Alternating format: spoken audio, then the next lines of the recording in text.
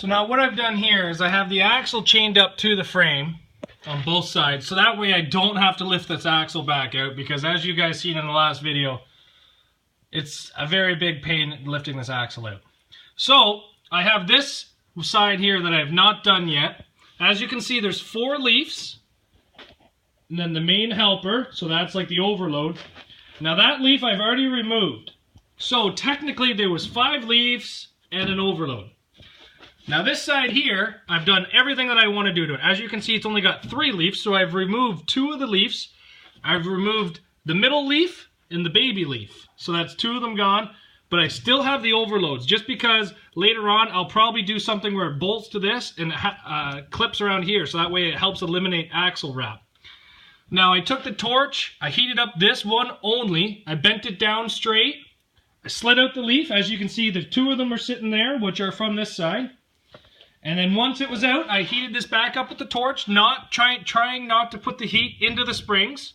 Bent it back over. Now, if I get the desired ride height that I want out of these, I will actually heat up all the clips. You see how that one's off there by 1 spring perch now? So what happens is I'll heat up all the clips and I'll bend them over tight, so that way they're tight around all the leaves again. But let's continue to this side now. I already have the bolt undone, loose. We'll take out the middle leaf, we'll put all the blocks back in, and then we'll get a new ride height sample to see if it's where I want.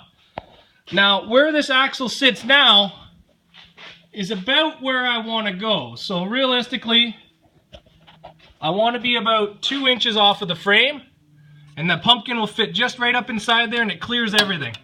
Now, when I do hit a big bump, I bet you it will go bang, but I'm fine with that.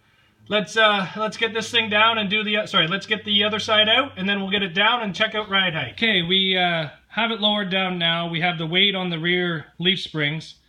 We went from a 5-pack plus a stopper down to a 3-pack plus a stopper. Now that lowered it very much. This is like the height that I wanted. And once the front gets a little bit farther, because obviously the front tires are not taking weight and the frame is pushed back, the weight's pushed back on the frame behind the front tires, this will actually even go a little bit lower. So that is the height I want right there. Enough to put a hand, so that way it's legal here in Ontario, because the cops do wheel clearance checks and stuff like that, but that's the ride height I want. So now, what's left to do is basically bolt the leaf springs back on and move on to the next job. So, bolt the U-bolts to the leaf springs. Now, the only problem with that is that I might have to get new brackets made, and I will show you that in a minute once I get this truck up. So let's get this truck up in the air. So the reason why I'm saying we might have to get new bottom plates is because the old hole, which is right here, lines these things up right into the bottom of the axle. Now, because we set the axle back 1 inch to look better inside the wheel wells, we're gonna, now that I look at it, I'm pretty sure we can just modify this by drilling a new hole 1 inch ahead to slide this back. Now, I might run into some complications with the shocks there, but we'll figure that out later. But this thing is really starting to come together pretty nicely.